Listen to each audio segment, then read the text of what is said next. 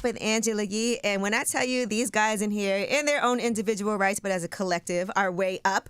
We got Earthquake in the building. Hey, girlfriend. I've been trying to get you up here. We got, Deji LeRae. Yes. What's up, y'all? A.K.A. Greg. And, of course, Thomas Jones is here with us today, too, A.K.A. Omar. Yes, Omar Johnson. All the Johnsons, and then Earthquake as well. Your character's name is... Go ahead. Oh, I'm trying to remember. Yeah, Booker. Yeah, Booker. I thought you were talking to me. No, I'm talking to her. I love seeing the dynamic with you and D.L. Hughley on there together. Yes. As the OGs on the show. Shout out to DL. But also somebody who will take down your mama as well. Well, your mama need love. But let's get into it because all of you are on the show on Bounce TV, the hit show on Bounce TV, Johnson, which I know has to be amazing for like people to watch because I felt like guys really needed a show like this. Right. That's right. Yeah. I mean, obviously, we all know that, black men have notoriously been portrayed as one-dimensional on television historically. And it was time for a show like this to show us being more complex and more nuanced and, just getting into the reasons of why we do what we do, I still don't understand. No. You still don't know what? Why y'all do what y'all do sometimes. It changes, but we like to explore all that on the show. We like to give black men and black women a very strong voice, a very honest voice, a very authentic voice, and we're having a good time doing it. We broke a lot of records in season 1. We were the highest rated half-hour show on the network starting in season 1. Okay, Bounce TV, let's go. Bounce it up. And we got some legends on the show too. We got Earthquake, we got DL, we got Cedric, and Angela Yee was and on there. we have the legendary Angela Yee on the show, season 1. Season 1, okay. Yes. And Deji, this was your creation. You created the show. Yes. Okay. So tell me like your background of what made you say, okay, I'm going to do this. Because it's so hard to get a show to go from an idea to writing it to actually making it to television.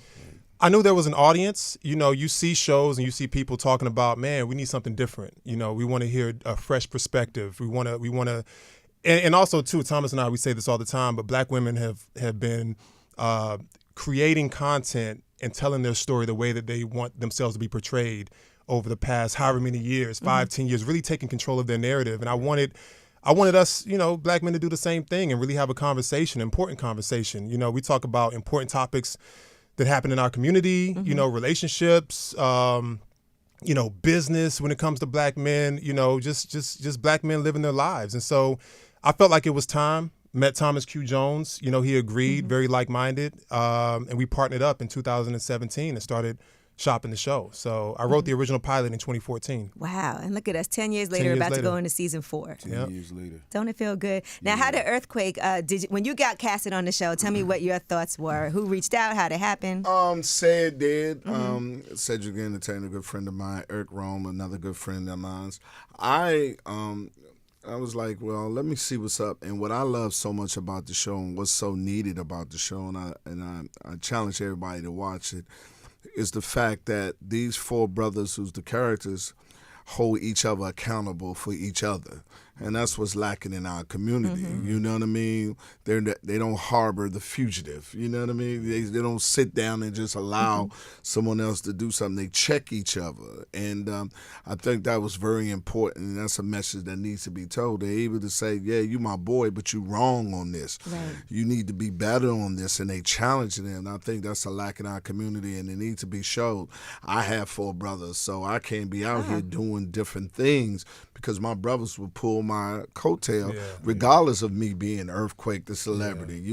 We say that all the time to each other. You wasn't raised like that. Right. You know what I mean? And it just authenticate. You know what I mean? You need somebody to sit back and say, hey, what's wrong with you, man? Tell us the real, why are you wilding out here like that? And that's what that show, to me, what it does, the accountability that they have for each other, and they all are different. Ain't no one type of brother. Right. You know what I mean? They all have the same last name, Johnson, which is the point. It's 4 guys who are best friends, same last name, which is a coincidence, but friends from when you guys were young. Yeah, Right. childhood friends. The name Johnson, obviously, there's a double entendre. You know what I'm saying? Explain it to us. You can Google it. One of them anyway. One of the meanings. The other one is Johnson is like the second most popular last black name. What's the first one? I think was it Williams? It goes back and forth Okay. between Johnson and Williams. Johnson Okay. and Williams. But essentially it stands for kind of the black male experience, right?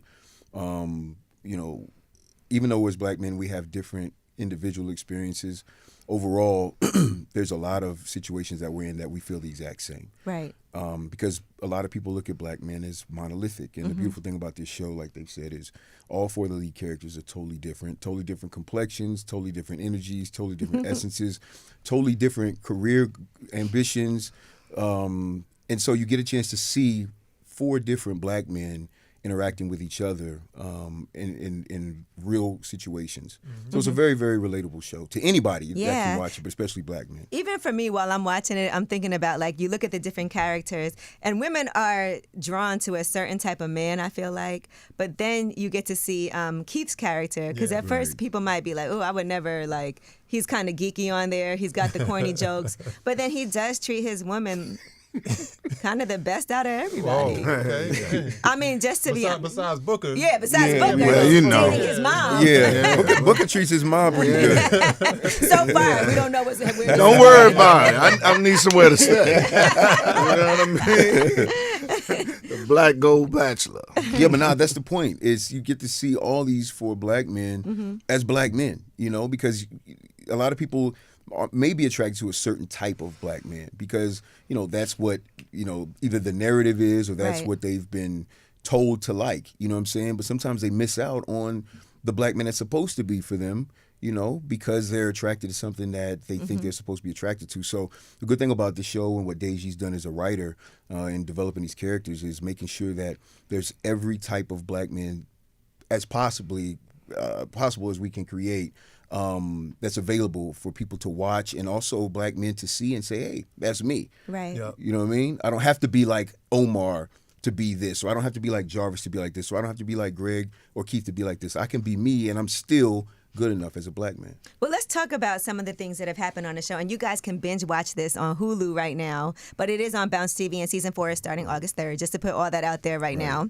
Okay. But let's talk about Omar's character first, because, you know, there's some things that you did that definitely broke bro code in previous episodes. So I want to ask in the room, in real life, okay, if your homeboy likes a girl, nothing's happened, but you know he's very into her, but you could tell she's not into him, is it okay for you then to step in, the woman likes you, and sleep with her? Or are there too many women in this world for you to even do that and step on some toes? I mean, I think... Yeah. You just have to know the Earthquake said, yeah. I'm thinking about it. I mean, I think that... And she's fire, okay? Let's be clear. She looks amazing. I think it's just, you know, you have to know who the friend is. You know, my character, Omar, you know, he's a very assertive, I guess, alpha male type. And Keith's character would be considered by social media standards more of a beta character, you know, so he's not as aggressive, not as assertive. But Omar, knowing that about Keith, should take that in consideration before he makes that choice. So I think if you care about I'm not your talking friend, about the characters. I'm talking about y'all in real life. What are your I'm real trying to life stick to the thoughts? show. I know. Get out of character. No, I think, again, I do. I think you have to know your friend group. Okay. And you have to know your friend. You know what I'm saying? Because there's certain guys don't care. Certain guys are like, all right, you know what? Hey, it is what it is. But then certain guys, you know, that are really, really either, you know, not used to getting that girl or not used to having the opportunity, they're going to fall a little bit harder for her, and they're going to take it harder if you step in and take advantage of a situation. See, I think guys act like they don't care, maybe. But I would That's think true. anybody would care. You know what I'm saying? Like, that's an ego thing, too. And Yeah. so you may say, I don't care. Because I think with women, we have a very strict code. Like, I like him. And not that it doesn't happen, but we know it's hands off. But I do think sometimes, you know, as men, if you've moved on to something else, and that situation wasn't really something that you thought had a chance to grow, then a lot of men don't care necessarily. You know what I mean? And I think it just depends on the person. What do you think, Earthquake? I'm gonna ask for approval, then I'm gonna move on. No, I'm gonna tell you that I'm not gonna sneak it. If you come to me and say, "Hey, man, she likes me," and what's up? And I like, go ahead, it's yours, and vice versa. That's a respectful thing to do. Because yours is yours, and mine's is mine. And I truly believe if she was mine, she would never want you. So that tells me that she doesn't want you. And somebody got to get it, so why shouldn't it be your boy? Oh, God. You know what I mean? Why not your boy? I mean, somebody going to have her. Okay, wait, I think it's way too many beautiful women in the world, my personal opinion, to mess around with anybody in your friend group's woman in general. I think that's what gets guys in trouble the most, and I noticed that on the show too, is not being straight up and honest, like being straightforward about things. Because Greg, even with your character, you ended Greg's character, Deji, you end up hooking up with, well, not hooking up, but running into your ex-fiance, who, by the way, you didn't tell your current girlfriend was ever your fiance, and then you also didn't give her a heads up that guess what, I ran into her. Yeah, I mean, people would call that being dishonest, and I guess it is being dishonest. You know, I think Greg had a reason for doing what he did. He wanted to protect his current situation. He knew that if he was truthful with her up front, then they probably wouldn't have gotten to the point to where they got into. You know, she would have taken it a certain way, especially the way that she took it. The fact that that he went over for dinner or went to hang out with his ex. You know, that was the end of their relationship, essentially, on the show. Which was unnecessary, too. Well, was it? I mean, yeah. It was how long ago? I think it was like maybe a year and a half on the show. Yeah. Okay. Yeah, but I think that's the point. Is like everybody's different. Everybody's going to react different. Some women will look past it, and some women will say absolutely not, and that's it. You know? What are some things that are okay to omit when you're in a relationship and dating somebody? You know, omitting and lying kind of there's a blurred line there. Like not telling somebody what happened and lying is, you know, some people would say like, well, you know, I just didn't disclose that information. Somebody would say that's dishonest. What are some things when you're in a relationship that it's okay to not tell the other person? For me, anything that happened before I met you. What? Anything? That's it. So it's okay to not be like, I was engaged before.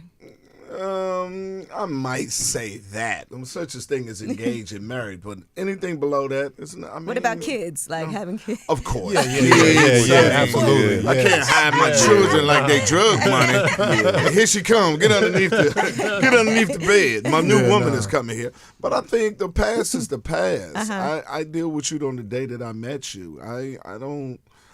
I mean, how you treat me is more important than how we get along is what does it for me. What if she used to be an escort and she just didn't tell you? You don't think that's necessary? No, I'd be like, so that's where you got them skills at. I thought it was love. Lord have mercy, I got a professional. I think it's subjective too. I mean, a lot of things are subjective, man. I mean, it's a huge world of dating, huge conversation around, you know, what's acceptable, what's not acceptable. But it's knowing who your partner is, knowing what you think they might want to know based off of what you've gotten to know about them. You know what I'm saying? Some people want to know about all your past situations. Some people don't want to know about your past. They don't want to think about it, you know, out of sight, out of mind. Yeah. So I definitely think it's subjective. And, you know, in Greg's character on the show, you know, he didn't tell his ex, he didn't tell his current girlfriend about his ex because he was moving on from her. So part of it was he didn't even want to bring her up. And he was actually falling for this other girl, and she was helping him move on and heal. You know what I'm saying? And I know sometimes, you know, that seems like it's not being honest if you don't tell the person about a situation like that. But what about his healing process? You know, there's two sides to every coin. And that's the beautiful thing about this show is that we don't just say these things. We show people these things through the characters, through the relationship dynamics, through the performances. And that's why I think a lot of people like the show. Yeah, no, I think it's very well written, and the topics definitely hit close to home. You have some, or maybe not, anger management issues. Okay. Omar. Yeah, Omar, not you, Yeah. but on the show, Yeah. Omar you're like, no, not me. I mean, I don't know, but Omar has some anger management issues. Do you think he does, or do you think that he doesn't? Because I feel like Omar doesn't believe that he has these issues. He's doing, Misunderstood. yeah.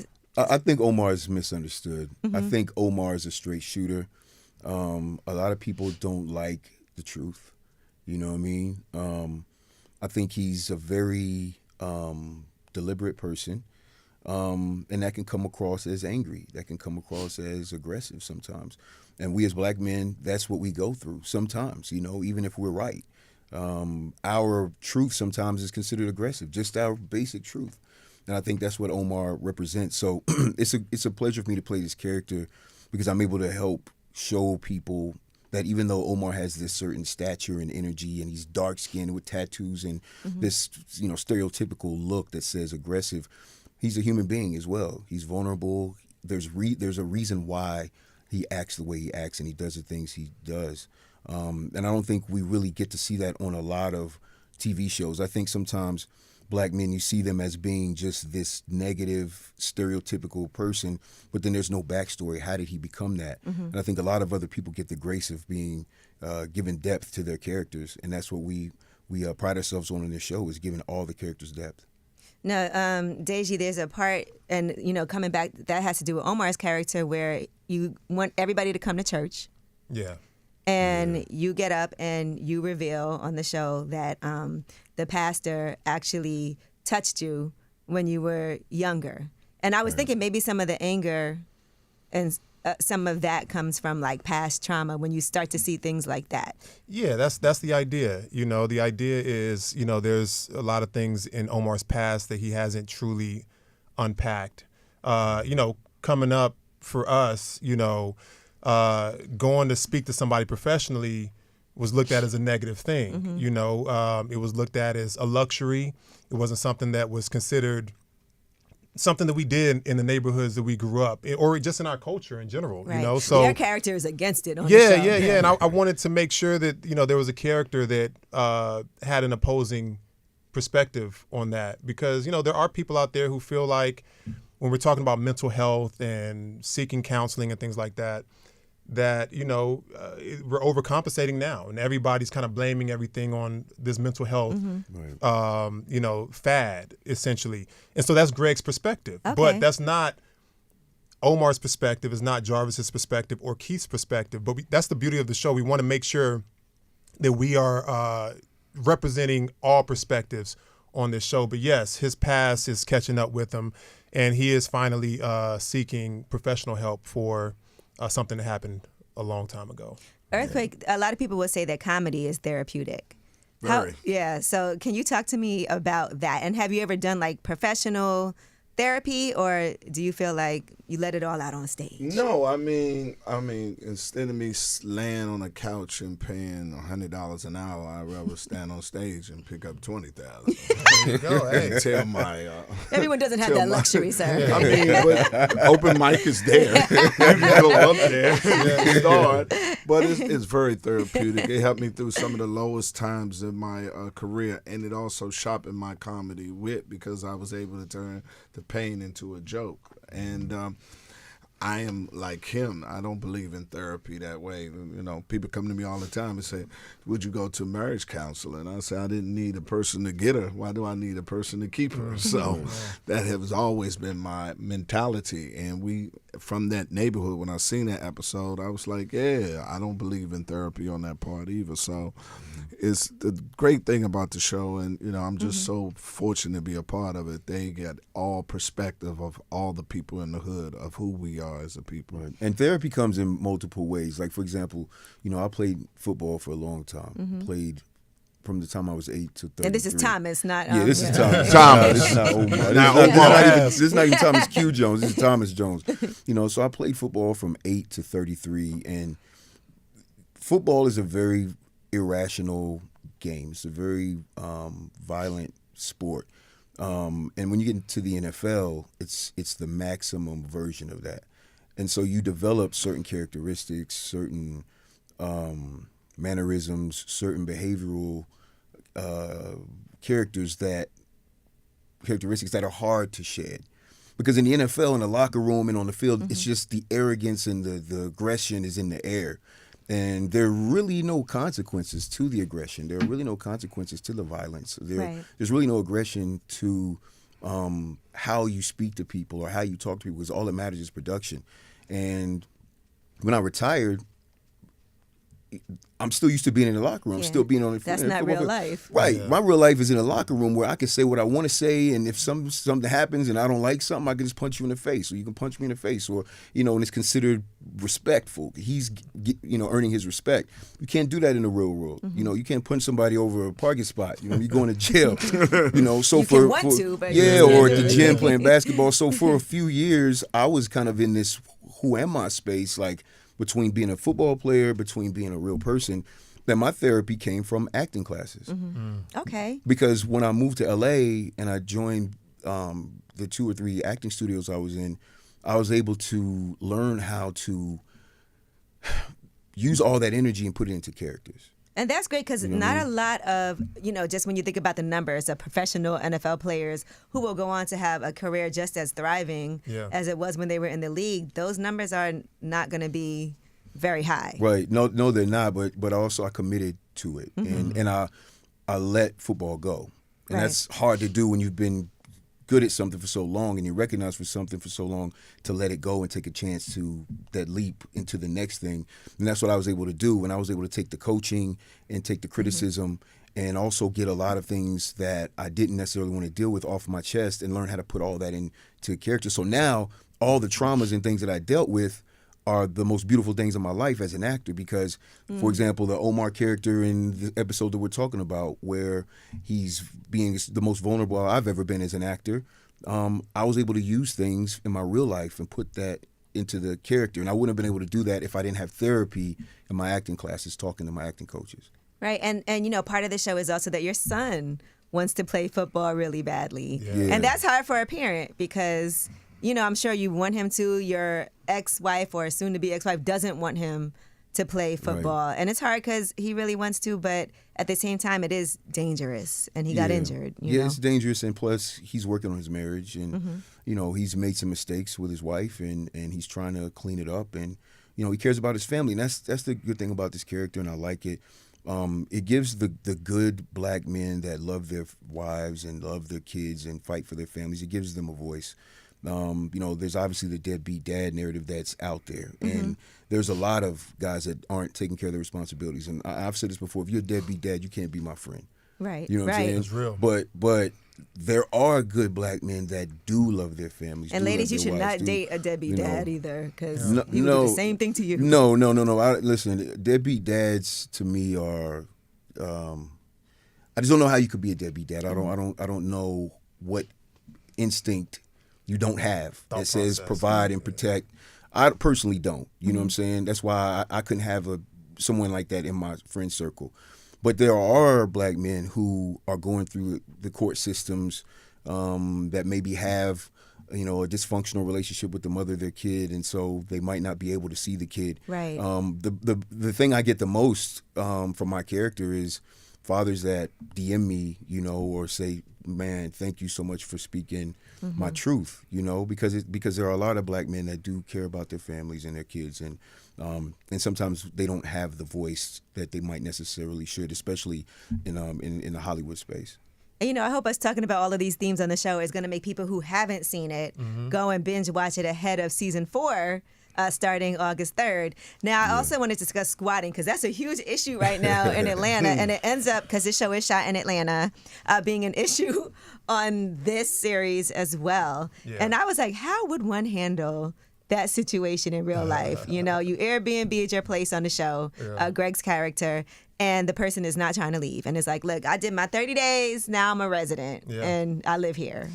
Well, from Chicago. Yeah, I'm from Chicago. He's from Chicago. It's funny because it seems like people from Chicago got to let you know within like the first 10 seconds. My friend they meet Chella you. is here from Chicago. Yeah, guest hosting all week. She probably told you, or she'll tell you in a second. Okay. But Thomas and I will discuss storylines as we're prepping for a new season, and that was one of the storylines that we discussed. And it's coincidence because just after create that storyline and write it in, you start seeing these news articles of this happening more and more. I'm sure it's been happening, but right, they're trying to figure out laws to make sure that people can't do that, because that's crazy. If I just am here 30 days, not paying. All I had to do was get one bill. Get mailed there. Yeah, exactly. Or a DoorDash order in my name. People are smart, you know. I mean, criminals are smart. Right. Criminals are too damn smart. It's like, they figure out how to cheat the system. And so I think they're learning and taking advantage of these loopholes. So, yes, the character Greg has a squatter in his house in season 3. He's from Chicago. He won't leave. The issue is, he can't just go and change the locks. He can't just kick them out. He can't just be physical because the laws are on the squatter's side, and Greg can end up getting arrested. So he has to formulate this plan to kind of make the squatter leave on his own. But I just saw an article last week about a woman who changed the locks on her $1 million house and she got arrested. Yeah. I mean, it's wild, the stuff that they're doing. They're changing the laws in some states, and so we'll see what happens. But that was just something for me to watch. That was painful. Yeah, man. I mean, it's crazy. It's really happening everywhere. Earthquake, I want to talk to you about all the specials that you've done, but your most recent one, Legendary. Yes. People talk about how difficult it is to even have, specials on television. And there's a lot of comedians. Godfrey was up here the other day talking about how he's, starting his GoFundMe because for some reason, like, even though he's a great comedian, the networks aren't knocking on his door. But you, I feel like, have been putting out specials like nonstop. Have you self-funded any of them prior to this? No, I have not self-funded any of them of my own. Matter of fact, me and Dave Chappelle is going to do another one this year in Atlanta. Okay. Yeah, we're going to do another one to follow up the hit one that we had, one of the highest Legendary. rated. Yes, Netflix special ever.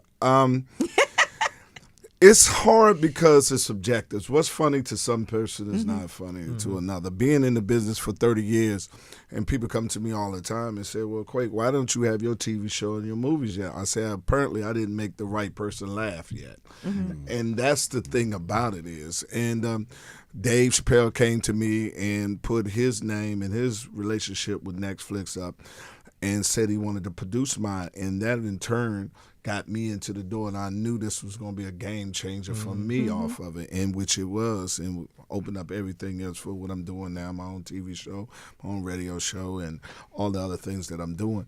But it is hard, Garfield, because you have to get an executive such as my man over there and say, hey, I want you to fund this special. Yeah. Right. And it's 1 million comedians. Yeah. And you have to see, in certain people, even if you fund it yourself, that don't mean they're going to buy it from you. And you can't hold it. Like, it took y'all 10 years to get to season 4.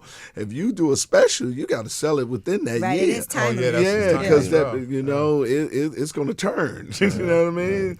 So you have to find it. So I'm just blessed enough. But I always believe, and if Godfrey was talking to me, when it's your turn, because it's God's turn. Just continue to put the work in, and that opportunity is going to come. And when that opportunity presents itself, be ready to be able to distinguish yourself between the rest of the comedians out, and it'll take care of itself. I feel like you made a lot of people, a lot of men feel like, I got to go get this prostate exam, in that special. Yes. I mean, because it breaks my heart, my people anyway, that we're dying for diseases that's already God has gave a cure to. And the mental anguish that comes along with, especially the prostate exam, is keeping a lot of the men from seeking the necessary treatment they need. And if you are going to have cancer, God forbid, the cancer you want to have is prostate, because it's 99% treatable if detected early. And as a person that has to always monitor and make sure minds don't get into anything, I do it. And so I just wanted to talk about it and make it funny, so you can the best way to get my people, and I do our people, is laugh them to it. You know what I mean? You can't preach it to it. You can't demand it to it. You can't shame them to it. You got to laugh it to them. Yeah, I felt like that was so informational for people while they were laughing. Yes. It's also like, I better go get mine done. I'm sure guys were thinking that when they were watching it. I felt like you should get some type of endorsement with for real, because, they're trying to figure out how to make men go and go to the doctor even. A lot of people don't even go to the doctor every year. So many women has came to me and said thank you. See? Say you love Quake, don't you? Quake went over there and got it done. You know, and then they had men came to me and actually told me, crying, you saved my life, because it was diagnosed.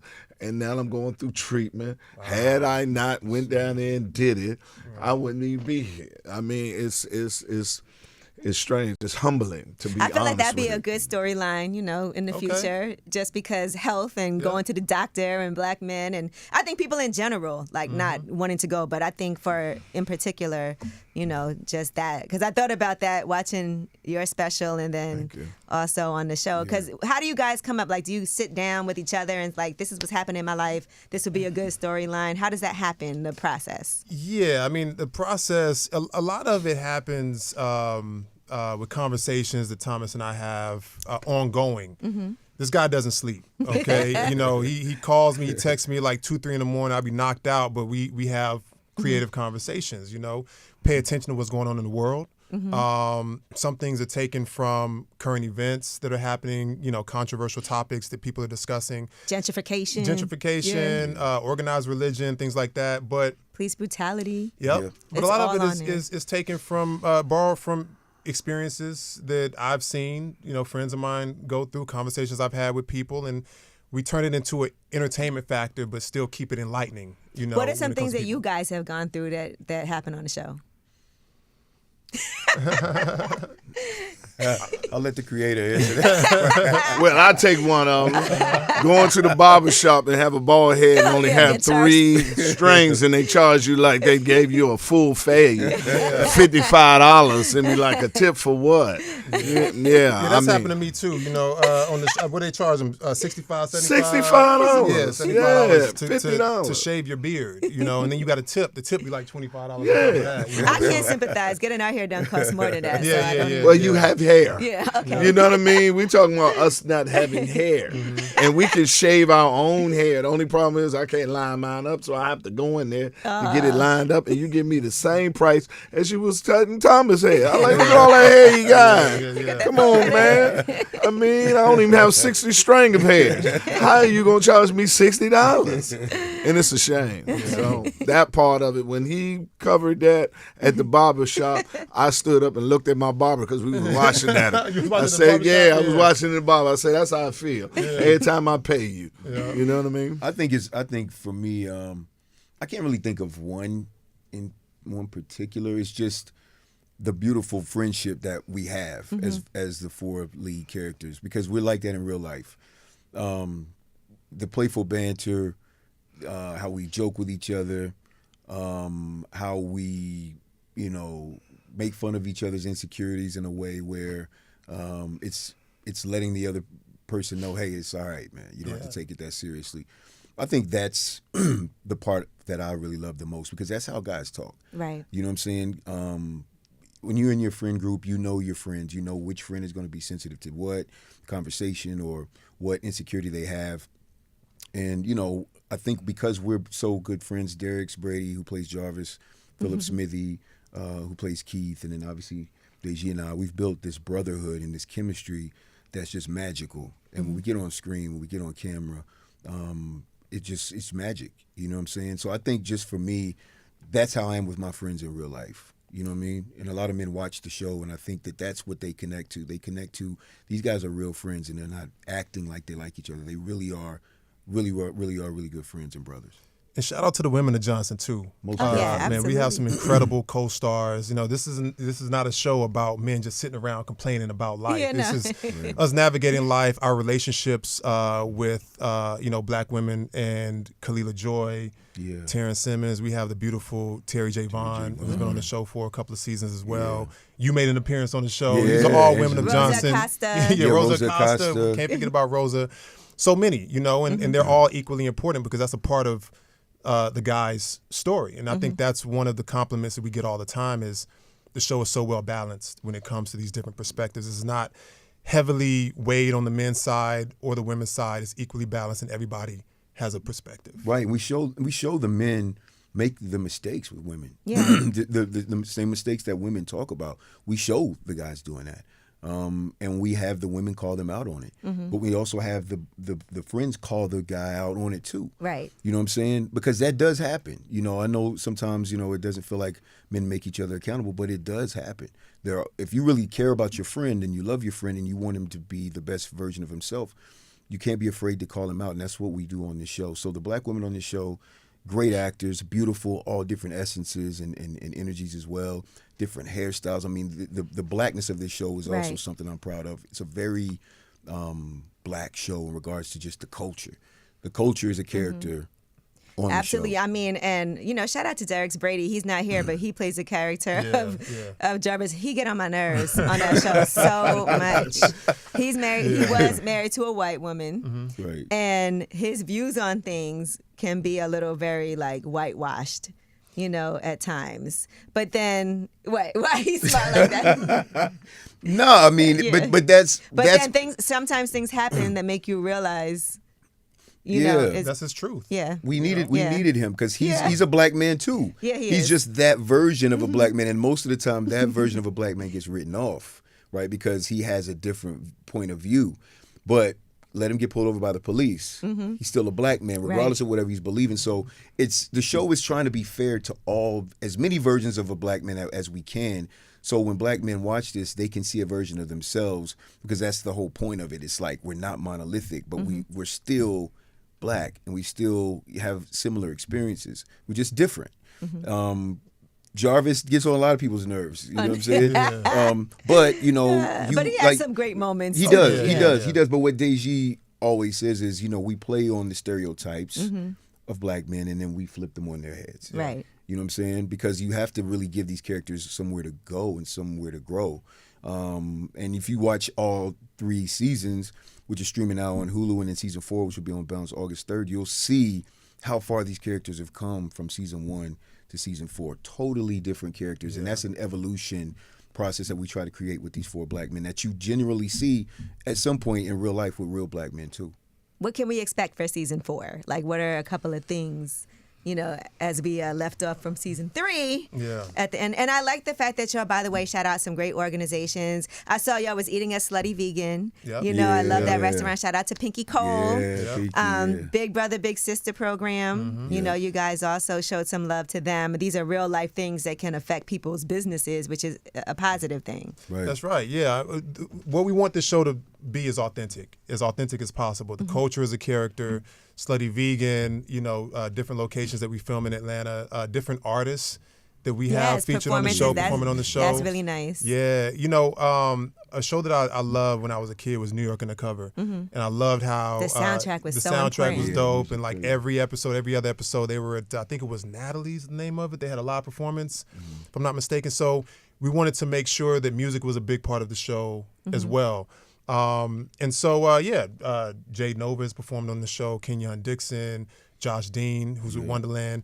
MEC Crest. MEC Crest. Yeah. So season 4 is going to be fun. It's a funny season. Okay. We go on a journey in season 4, literally. There's a chance we might be going to an exotic destination. Okay. We need you to get change out of it up. Atlanta. Yeah. Yep. Change it up from Atlanta and go to a nice beach somewhere for a few episodes. So I'm really looking forward to that. I think the audience is going to be very satisfied. If you've been following these characters from season 1 and you get to season 4, you're going to be very satisfied when you see how far they've come and how far they've grown. Are you guys going to still talk after the show and have like a... Oh, the talk back? Yeah. I don't know if we're doing that season 4. I don't know if we're going to do that season 4. But if you haven't seen the conversations, Sir Johnson after show, they're on YouTube. You can go to the Bounce YouTube channel, and you can pull up all of the after shows. And so after each episode, we'll have a conversation about what happened during the episode and the specifics, and get opinions and all that from the characters, and then Deji as well. Those conversations to me sometimes are like the most, I guess, satisfying. Because when you're in the creative space, like Deji and I are most of the time, there's so many things you're thinking about. You're thinking about the logistics. You're thinking about being, not reckless with what you're saying, what you're writing, not offending people, but you're also thinking, still keep it real, still be authentic. You know what I mean? So there's a lot of creative decision making that isn't just raw, where the after shows are just raw. Okay. You can be raw in the conversation because you're talking about this character. You're not talking about yourself. Right. You know what I mean? So, yeah, if you get a chance, you can go to the Bounce YouTube channel and you can see all of the Johnson after shows from seasons 1, 2, and 3 as well. Yeah, that's a good point, though, not offending people. Earthquake, I know you have to deal with that all the time, and No, you don't think about it at all? not at all. There's nothing that you're like, I want to talk about this, but maybe I shouldn't. Nope. I'm under the banner of I'm a comedian. Right. You should never let a clown hurt your feelings. And I never write a joke in mean spirit. So that's not how I get down. So I walk in there with it is a joke off of it, and so I don't have time for that. Okay. It's a God-given gift, and I utilize it.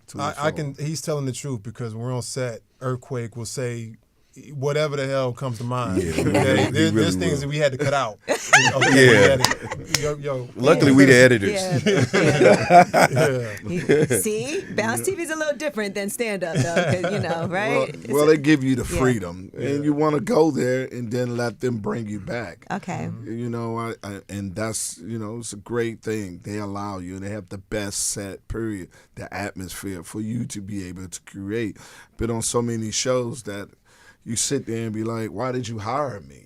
You know what I mean? Right. I'm not an actor. I'm a movie star. So utilize what I am, you know what I mean? And the talent that's given to me. And you sit there. But when you got there, he gave me the script. He said, Quake, I need this. And he worked with me, and we got it. And once I got it, it was it. That's why I'm one take Quake. And we would be remiss not to mention Quake's House After Dark, which is coming soon. So just give us a little preview of what that's. Oh, what I'm going to do? I'm going to do a late night talk show. I have the #1 show on Sirius XM. It's called Quake's House. And what I'm going to do now is do a late night talk show. If you want to know, it's like The View with jokes. I bring 4 comedians in, and we sit down and talk about hot topics. And then each other the rooms in the house, we do different interviews. When we have to do when we sit and doing something important, that's what's a kitchen table thing. Like we have it there. And when we do sketches like the Dave Chappelle had on there, we go down to the theater room and I do my sketches and off of there. And when we do a musical guest, we go down there and just sit down and say we go down to the music room. Sometimes like Tigger used to do, put them in the booth and let them out in the basement and rock off of it. So we putting that. It's called Quake After Dark, and we getting it together. Well, man, I need all these jobs. I need every one of them. But when you love what you do, it's really a job. It's never a job. I'm not good at doing things I don't want to do. All right. Well, listen, season 4, August 3rd on Bounce TV, but you could watch the first 3 seasons on Hulu right now. Congratulations, though, to you guys. It's amazing to watch the show. And I know if you haven't seen it, y'all need to go back and catch up so that you're with us August 3rd. Thank you so much. Tune into season 1 so you can see Angela Yee.